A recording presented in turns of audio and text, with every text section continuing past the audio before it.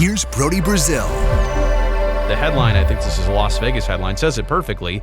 Fate of the Oakland A's relocation rests in MLB's hands. Specifically, the owners, they'll have to vote on this.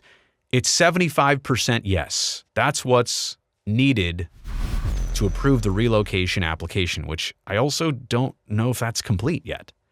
Who knows? This is all behind-the-scenes process. There's a relocation committee, 3 teams, representatives of the Brewers, the Royals, and the Phillies, and they'll review the application. They'll make a recommendation to the owners. The owners will eventually vote yes or no. More on that in just a second.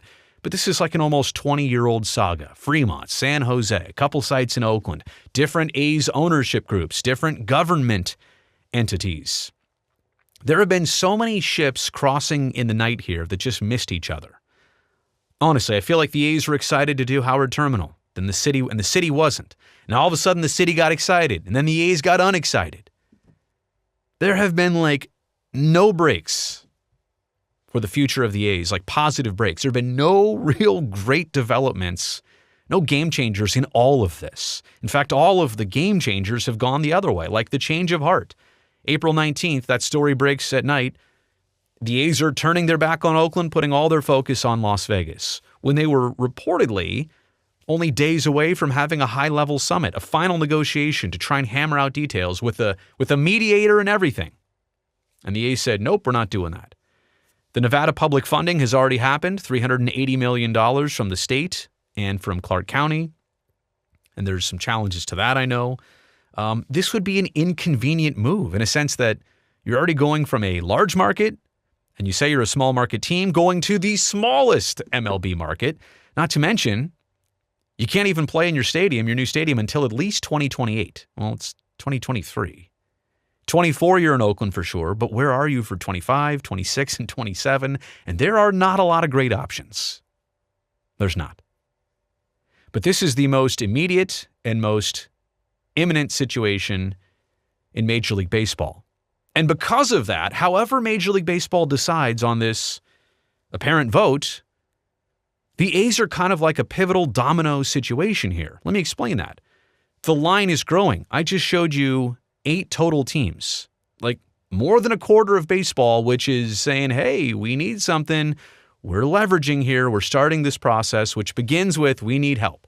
And then it turns into, well, we might leave if we don't get help.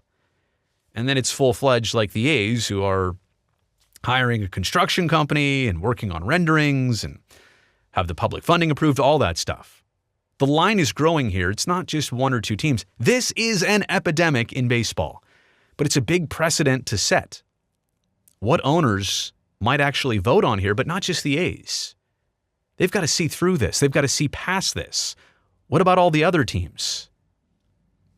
The Chicagos, the Milwaukees, the Angels, the Royals, the Orioles. What about those teams that are also down the line of this process? It's a big precedent to set. Should it be easy to relocate? Do owners across the board, and I don't know the answer. We're going to find this out. But this vote is no longer just about the A's. This vote is about a precedent across Major League Baseball. Do you want your teams to be able to up and leave?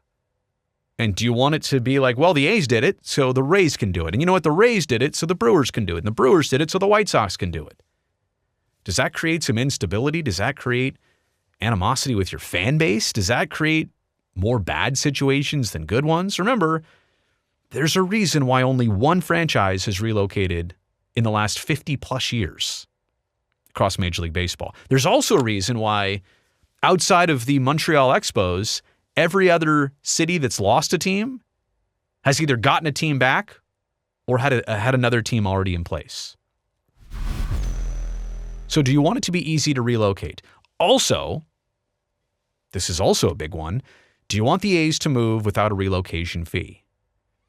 Because if there's not one here and the Rays want to go to Orlando, you think there's going to be a fee there? There can't be. And Milwaukee wants to go to Charlotte? No relocation fee. Chicago wants to go to Portland? No relocation fee.